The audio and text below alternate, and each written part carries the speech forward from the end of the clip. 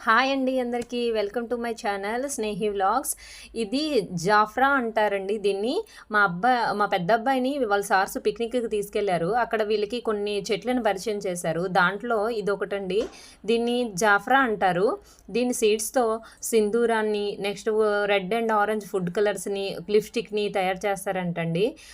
ఇది తెచ్చి మాకు చూపించాడు మా అబ్బాయి. చూడమ్మా దీంతో లిప్స్టిక్ తయారు చేస్తారంట అని.